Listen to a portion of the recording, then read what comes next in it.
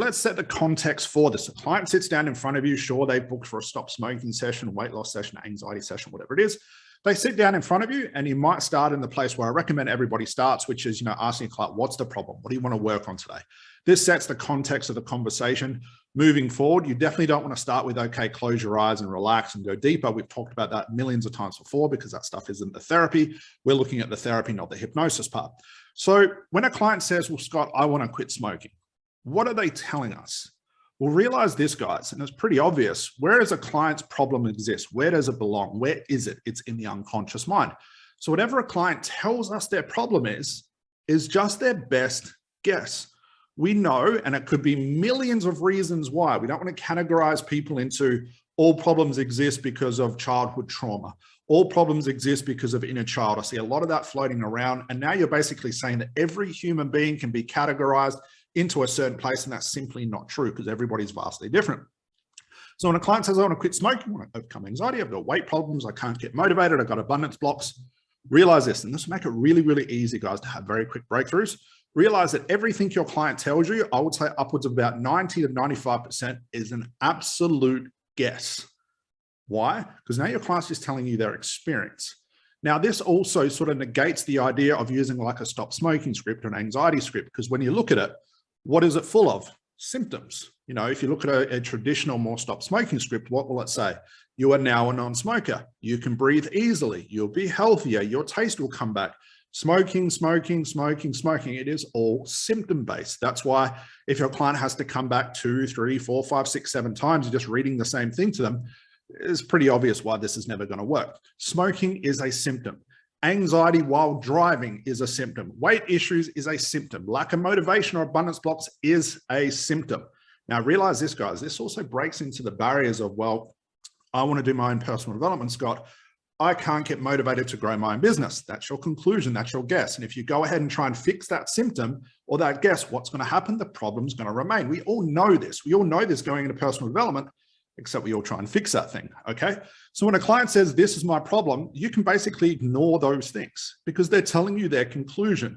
All they're going to tell you is a conscious understanding, a backwards rationalization, a conclusion, a guess, an assumption, and all these crazy ideas because they don't know what the real problem is. Why? Because the unconscious mind is doing what it's supposed to do, which it does automatically, which is repress that thing. Because if the unconscious mind has a certain positive payoff, no matter how much it affects the person consciously in a negative way, the unconscious mind loves homeostasis. It'll keep doing the same thing.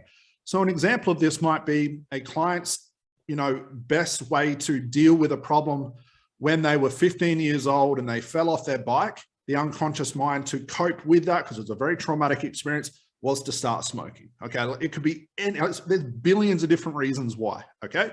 That gets repressed off, and now a client is dealing with smoking. Now a client comes in to see me, let's say he's a lawyer, been smoking for 30 years, and what's he going to say? Remember that memory of falling off his bike, no matter how it got concluded, why the unconscious mind created a payoff around that, we'll never know those things. That's what the unconscious mind is supposed to do. Comes in and says, Scott, I've been smoking for 30 odd years, I can't quit.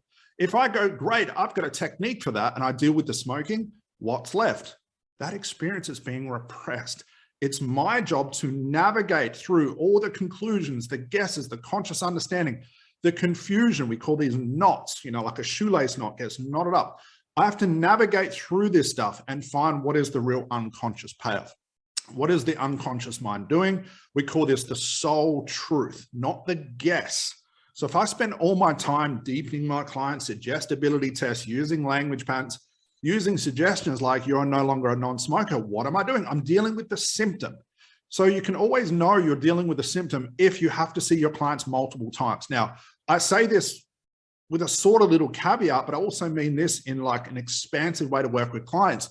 No matter how big, quote unquote, the problem is, how deep the problem is, how exposed the problem is, how small, how medium, no matter how many emotions are attached to that problem, you can have therapeutic breakthroughs very, very quickly when you learn how to navigate to the real root cause. And again, I'm not talking about root cause as all problems exist because of this. I don't want to categorize people in that because now I'm going to steer the conversation. The amount of smokers I've worked with, the amount of clients come in, and you might say, well, Scott, you just work with lawyers quitting smoking. That's their conclusion. Every problem imaginable as to why a client is smoking, I have dealt with, from the bigs, the smalls, the intermediate. Why? Because that's the way the mind works. So although it started off as a stop smoking session, I realized that after a couple of questions, I'm no longer talking about the smoking. I'm talking about the millions of other conclusions that this client has had. It's my job to realize that what you've just told me is a lie. It's a guess, and that's fine. My job is to navigate through all this conscious information, which is just a guess, and find that 1 or 2% of real unconscious truth.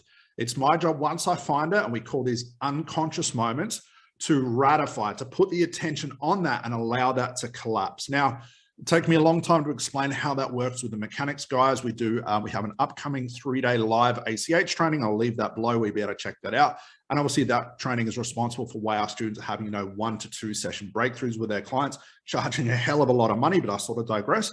And again, this gets away from preparing the scripts, the regressions, all that sort of stuff, language patterns, not dealing with any of that stuff. But realize this, guys, to make your therapeutic breakthroughs even just a little bit faster for now, even if you still want to rely on the traditional stuff, realize that 90 to 95% of the stuff your client tells you is a guess. And it's your job to decipher between what is a guess that is conscious and what is the unconscious real truth. Look for those unconscious moments. Navigate through this maze of conclusions and guessing to find that unconscious truth. And when you find it, I guarantee those root causes will be so freaking bizarre and weird. And you'll really see, wow, the unconscious mind really concludes things in a very strange way. That's what it's supposed to do. That's your job as a therapist. So again, your client's conclusions is, I'm a smoker, I can't quit, I've got weight issues, I've got abundance blocks, I can't get motivated, I've got trauma, whatever it is.